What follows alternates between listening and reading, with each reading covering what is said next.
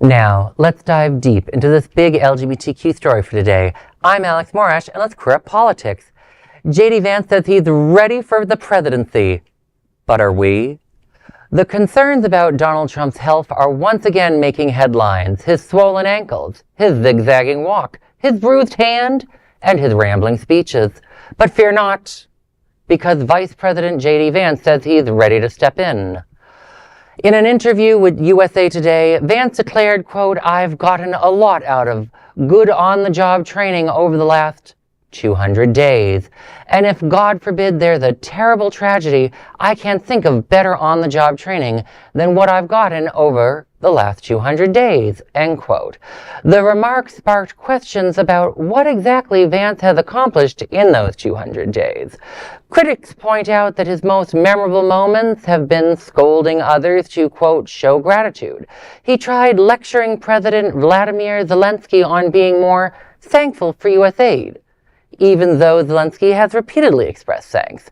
He also told New York City mayoral candidate Zohran Mamdani, an immigrant from Uganda, to be more appreciative of America. And for queer Americans, the stakes could be even higher. Vance had the record of belittling women and mocking childless people, once suggesting they just keep cats for company. He has aligned himself with anti-LGBTQ forces in the administration, which is already seeking to roll back equality. Defense Secretary Pete Hegseth has called for purging queer people from the military, raising disturbing questions about what that would mean if Vance, once rumored to have struggled with his own sexuality, became commander-in-chief.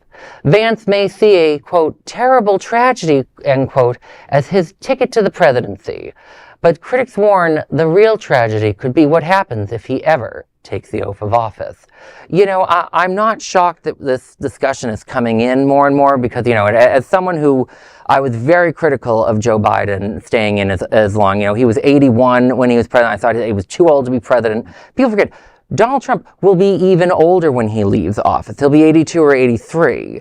He's far too old to maintain being president. He clearly can't handle doing the job anymore. And you can see the speculation. It's just everyone just understanding and acknowledging that, like, Trump, I don't know how long he'll be in there or if he'll just decompose in office, but whatever's going on, it's clearly something's fishy. And also, I just want to remind everyone who haven't, including Americans who haven't read the Constitution recently, the only qualification to be vice president is that you are breathing. You have a pulse, you can be vice president.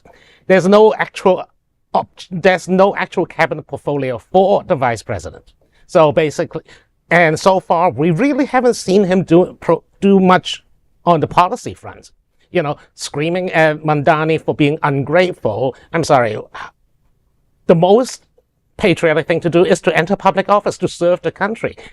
This guy is literally trying to serve the largest city in this country. So he is not ungrateful. He's actually being very thankful for the fact that he is living in the United States.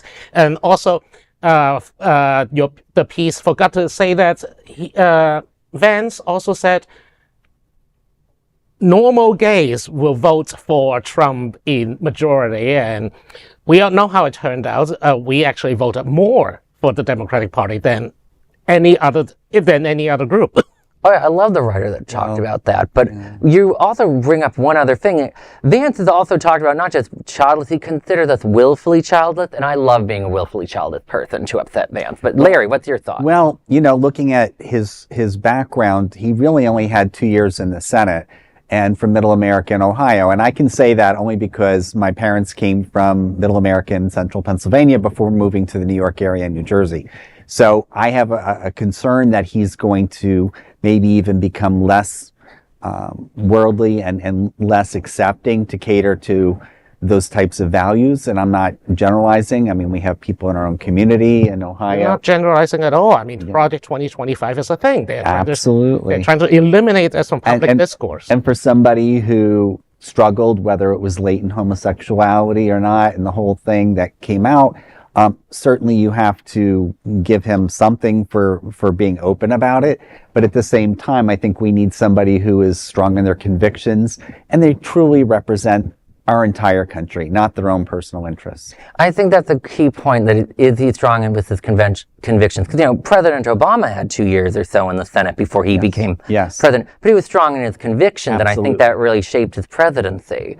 So we'll see what happens. Let's hope for the best or worst for Trump. That is the big LGBTQ story for today. There is no other queer nonprofit media platform like this in the entire world. Support our LGBTQ stories by subscribing to and sharing Queer News Tonight.